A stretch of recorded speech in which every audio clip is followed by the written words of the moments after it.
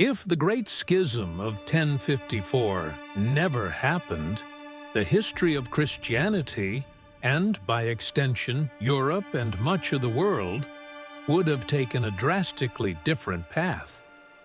The division between the Roman Catholic and Eastern Orthodox churches created deep cultural, political, and theological rifts that shaped the course of history for nearly 1,000 years. But if they had remained united, the consequences would have been profound. A more powerful and unified Christian church. Without the schism, the Christian church would have remained the single most powerful institution in Europe and the Byzantine East.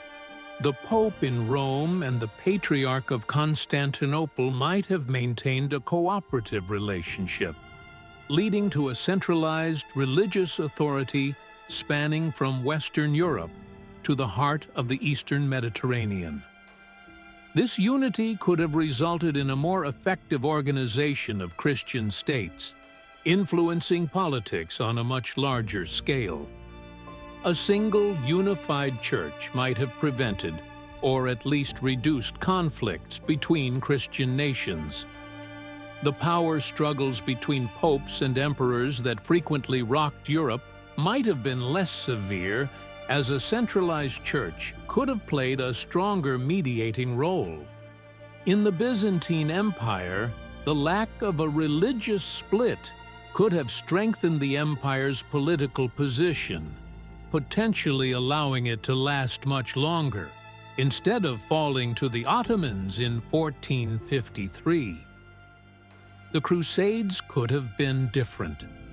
One of the major consequences of the schism was the hostility between Latin and Greek Christians, which reached its peak during the Fourth Crusade in 1204, when Catholic crusaders sacked Constantinople.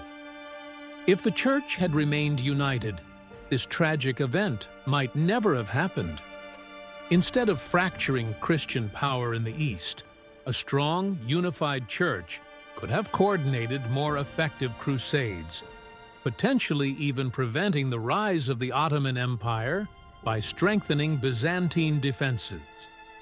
A different Protestant Reformation, or no Reformation at all, the Protestant Reformation, was partly fueled by dissatisfaction with the Catholic Church's corruption and rigidity, but it was also enabled by the existence of multiple Christian traditions. Had the East and West remained united, there may have been internal reform movements much earlier, addressing concerns before they escalated into full rebellion. Alternatively, the sheer size and complexity of a unified church could have made it even more resistant to change, leading to an even more dramatic reformation later. A stronger, more unified Europe. Without the deep cultural and political divisions caused by the schism, Europe could have remained more united throughout the centuries. The medieval conflicts between Catholic and Orthodox states, such as Poland-Lithuania versus Russia or the Habsburgs versus the Ottomans, may have played out very differently. European cooperation could have increased, potentially leading to an earlier Renaissance, industrialization, or even global expansion under a more unified Christian world. What would the world look like today? Had the schism never occurred, the world today might have seen a more dominant and unified Christian influence. The Catholic-Protestant divide might still have emerged, but with a single, powerful Christian institution overseeing both East and West, global history could have been shaped by a single church's policies, rather than competing Christian factions. The effects would reach beyond religion. Political structures, national identities, and even modern geopolitics could be vastly different. Russia, for example, might have remained culturally closer to Western Europe rather than developing its unique Orthodox identity. The Ottoman Empire's expansion might have been resisted more effectively, possibly preventing their conquest of much of Southeast Europe. The Cold War itself could have played out differently if Eastern and Western Europe had shared a more unified cultural and religious foundation. Conclusion: a world where the Great Schism never happened would be a world where Christianity remained the dominant force in both Europe and the Eastern Mediterranean. The historical conflicts that shaped nations, alliances, and even modern ideologies could have been dramatically different. Perhaps the biggest question is whether such unity would have led to a more peaceful, cooperative world, or if the sheer size and power of a single Christian institution would have led to even greater struggles for control. Regardless of how it would have unfolded, one thing is certain: the division of 1054 shaped the course of history in ways we still feel today. If that moment had never happened, our world might be unrecognizable. So what happened? How did it split? What was its history?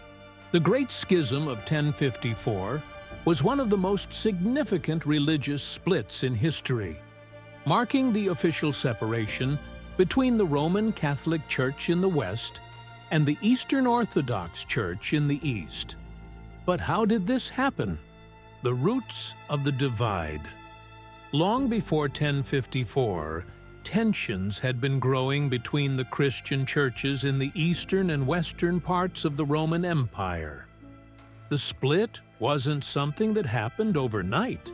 It was a long process shaped by political, cultural, and theological differences. The Roman Empire's split in 285 AD. Emperor Diocletian divided the Roman Empire into two parts: the Western Roman Empire and the Eastern Roman Empire, also known as the Byzantine Empire.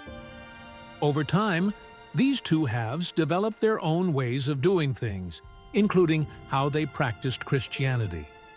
The West, centered in Rome, spoke Latin, while the East, based in Constantinople, used Greek.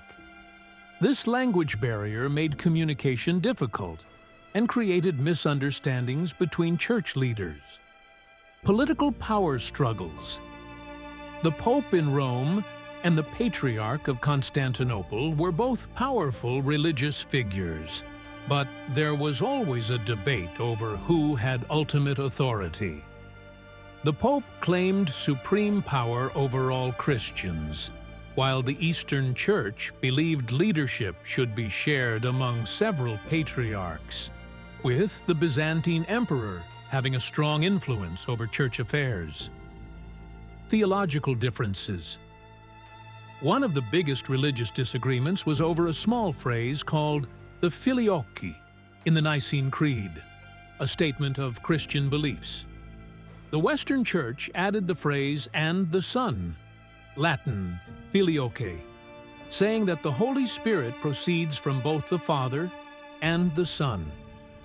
The Eastern Church rejected this change, arguing that it was not part of the original creed and that the West had no right to alter it without consulting them. The breaking point. The Schism of 1054. By the 11th century, these tensions had reached a boiling point.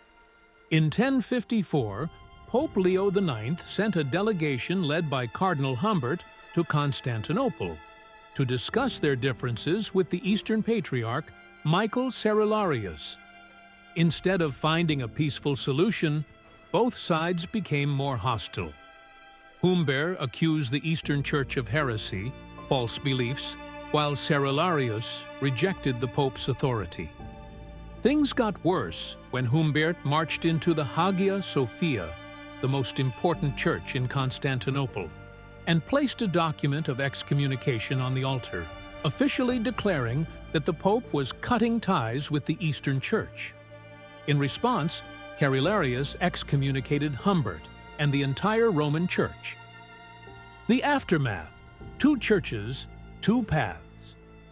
After 1054, the Christian world was permanently divided.